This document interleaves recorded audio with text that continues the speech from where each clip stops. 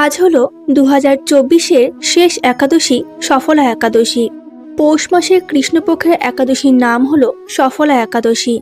সনাতন ধর্মে একাদশী তিথিটি ভগবান বিষ্ণু এবং দেবী লক্ষ্মীকে উৎসর্গ করা হয়। এক বছরে মোট 24টি একাদশী তিথি রয়েছে। পবিত্র শাস্ত্রে একাদশীর বিশেষ উল্লেখ রয়েছে। ধর্মীয় বিশ্বাস অনুসারে একাদশীতে আন্তরিক চিত্তে ভগবান বিষ্ণু এবং দেবী লক্ষ্মীর আরাধনা করার পাশাপাশি অন্ন ও সম্পদ দান করে থাকেন। প্রতি বছর পৌষ মাসে সফলা একাদশী পালন করা হয়। কিন্তু এই উপবাস কেন পালন করা হয় জানেন কি? এছাড়াও এই সফলা একাদশীর ব্রত কথা ও মাহাত্ম্যই বা কি বলেছেন শ্রীকৃষ্ণ এই একাদশী সম্পর্কে, সেই ব্যাখ্যা আছে ব্রহ্মাণ্ড পুরাণে। সেখানে রাজা যুধিষ্ঠির ও শ্রীকৃষ্ণ সংবাদে এই তিথির মাহাত্ম্য বর্ণিত রয়েছে।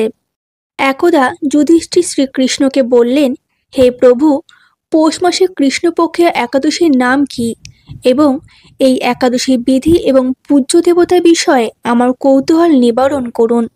শ্রীকৃষ্ণ বললেন, হে মহারাজ, আপনার প্রতি স্নেহবশত সেই ব্রত কথা বিষয়ে বলছি। এই ব্রত আমাকে যে রকম সন্তুষ্ট করে, বহু দান দক্ষিণাযুক্ত যজ্ঞাদি দ্বারা আমি সেই রকম সন্তুষ্ট হই না। তাই যত্ন সহকারে এই ব্রত পালন করা কর্তব্য। পৌষ মাসে কৃষ্ণপক্ষিয়া একাদশীর নাম সফলা। নাগদের মধ্যে যেমন শেষ নাগ শ্রেষ্ঠ, পক্ষীদের মধ্যে যেমন গরু শ্রেষ্ঠ, মানুষের মধ্যে যেমন ব্রাহ্মণ শ্রেষ্ঠ, দেবতাদের মধ্যে নারায়ণ সর্বশ্রেষ্ঠ, তেমনি সকল ব্রতের মধ্যে একাদশী ব্রতই সর্বশ্রেষ্ঠ। হে মহারাজ, যারা এই ব্রত পালন করেন তারা আমার অত্যন্ত প্রিয়। হাজার হাজার বছর তপস্যায় যে ফল লাভ হয় না, একমাত্র সফলা একাদশীতে রাত্রি জাগরণের ফলে তা অনায়াসেই প্রাপ্ত হওয়া যায়।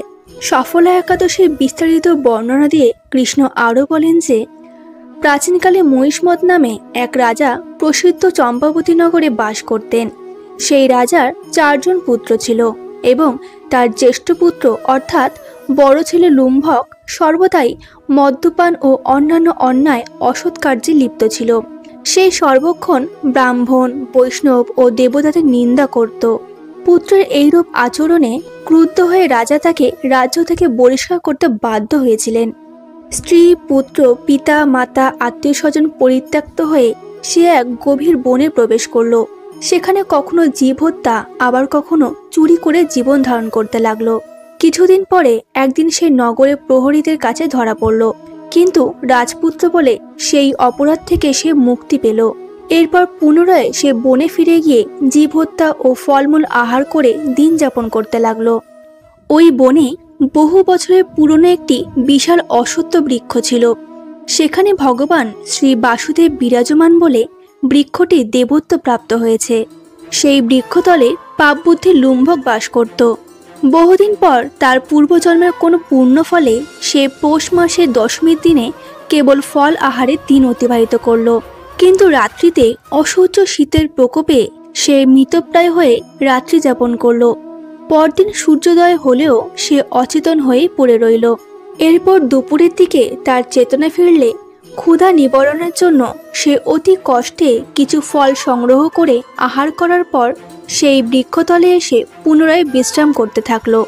রাত্রিতে খাদ্যাভাবে সে দুর্বল হয়ে পড়লে সে তার নিজের প্রাণ রক্ষার্থে ঈশ্বরের উদ্দেশ্যে ফলগুলি নিয়ে লুম্ভক কান্না করতে করতে বলে, হে ভগবান, আমার কি গতি হবে প্রভু? এবং আবারও অঝরে অশ্রুপাত করতে করতে সেই বৃক্ষমূলে, হে লক্ষ্মীপতি নারায়ণ, আপনি প্রসন্ন হন বলে সেই ফল নিবেদন করল। এইভাবে সে অনাহারে ও অনিদ্রায় সেই সফলা একাদশীর রাত্রি যাপন করল। ভগবান নারায়ণ সেই পাপী লুম্ভকের রাত্রি জাগরণকে একাদশী জাগরণ এবং ফল অর্পণকে পূজা বলে গ্রহণ করলেন। এইভাবে অজ্ঞাতসারে লুম্ভকের সফলা একাদশী ব্রত পালন হয়ে গেল। পরের দিন প্রাতঃকালে আকাশে দৈববাণী হলো, হে পুত্র, তুমি সফলা ব্রতের পূর্ণ প্রভাবে পুনরায় রাজ্য প্রাপ্ত হবে। সেই দৈববাণী শোনা মাত্র লুম্ভক দিব্যরূপ লাভ করল। স্ত্রী, পুত্র সহ কিছুকাল রাজ্য সুখ ভোগের পর পুত্রের উপর রাজ্যের ভার দিয়ে সে সন্ন্যাস আশ্রম গ্রহণ করল। অবশেষে মৃত্যুকালে সেই অশোক বৃক্ষে বিরাজমান ভগবানের কাছে ফিরে গেল। শ্রীকৃষ্ণ বলেন, হে মহারাজ, এভাবে সফলা একাদশী যিনি পালন করেন তিনি জাগতিক সুখ ও পরে মুক্তি লাভ করেন। এই ব্রতে যারা শ্রদ্ধাশীল তারাই ধন্য, তাদের জন্ম সার্থক, এতে কোনো সন্দেহ নেই।